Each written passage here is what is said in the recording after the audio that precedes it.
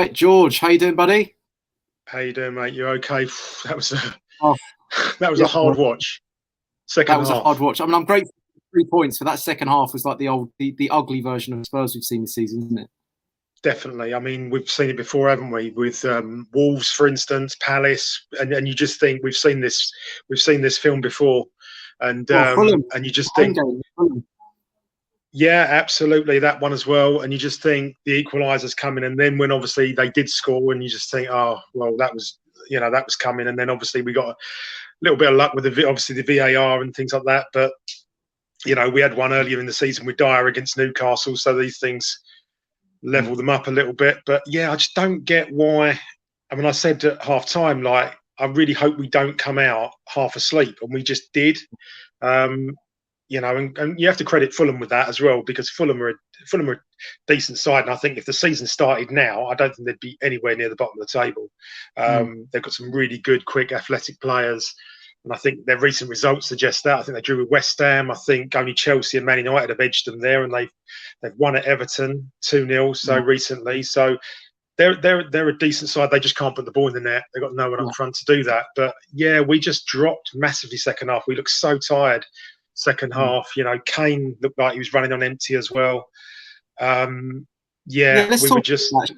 Can we talk about it? Because I think Kane's looked like he's running on empty since he came back from injury. I don't know what it is. I don't know because him and Son have been like working so hard this season. But for me, Son and Kane have looked really jaded the last few games. I don't know what it is. I think maybe just the season's caught up with them a bit. But like, how do you see it? I think we were, like you said, early part of the season, we're really reliant on them. We were just earlier in the season keeping things tight, and then Kane and Son would nick something, and I think we were so reliant on them. They played a lot of games in succession, and I think it's what have we played now? 43 games, I think it is now. Tottenham this season, so that's a lot of football. I know Kane's missed a few games, but those two players, we rely on them heavily in a lot of games. I mean, earlier in the season, we were bringing them on in Europa League games, I think away to Antwerp and things like that, where they could have done with a rest, and we were still playing them in those games. So those players have had a lot of football. But then if you don't play them, what's the alternative? Because then, I mean, for instance, if we'd have brought Vinicius on with on the 60-minute mark or something like that, would that have had the same impact? I don't know.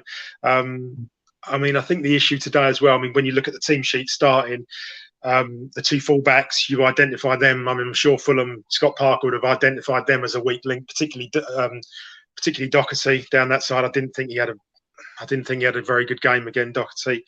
I thought the two centre halves were decent. I thought Alderweireld, when Alderweireld plays alongside either of Sanchez, well, when he plays alongside Sanchez, it makes Sanchez look a bit better as well. And I kind of liken it to when, do you remember years ago when Kabul used to play alongside Dawson, and it used to be a total mess. And then suddenly Ledley King would come back in the next game and play alongside Dawson.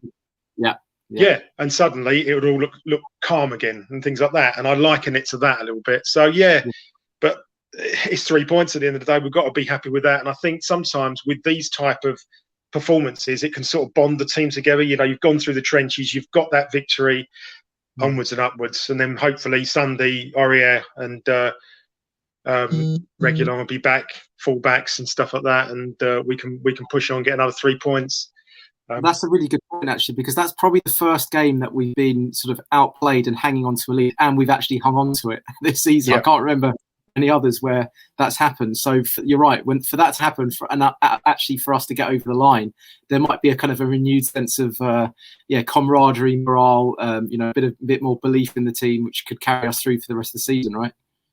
I definitely think so, because the victories like you get against the Leeds 3-0, Burnley 4-0, they're great and things like that. But I think it takes sometimes when you have to dig in and really go through the trenches. And because we've been pegged back in so many games like that, where we've either drew the game and things like that, you just think, well, to come off the pitch here, that final whistle, get the 3 points, it'll give the players hopefully a lot of confidence going into Sunday. And then obviously it's a different proposition next weekend, because we can't play that bad second half against Arsenal, because they have players that will put the ball in the net. So, but that's a different game entirely. Yeah. What do you feel for the Arsenal game coming up? I mean, do you feel confident, or how are you feeling about it? I mean, we've got. It's a 50-50. I mean, we've got players that can hurt them. They've got players that can hurt us. I think it all depends on how we defend. I think if we defend well, I think we win the game, because I think we'll score goals. I really do, because I think they'll open up a little bit and they'll come at us, and I think it could be a perfect game where we pick them off, a bit similar to the League Cup a few years ago when they came at us and they had a lot of the ball, but we won 2-0 with Son and Dele Alli scoring. So I think it could be a little bit similar, but I don't think we're as good defensively at the moment as we were back then, and a lot will hinge on that. And that, I mean, obviously we can't. I don't think we can go into that game playing Doherty and Davis as fullback. Yeah, suicidal, kamikaze. Let's just hope. Let's just hope that. And he rested a couple of players, and I think Oreo was injured. But let's just hope that they're going to be fresh for the next couple of games, because I don't think we can. I don't think we can hold out with those two, can we?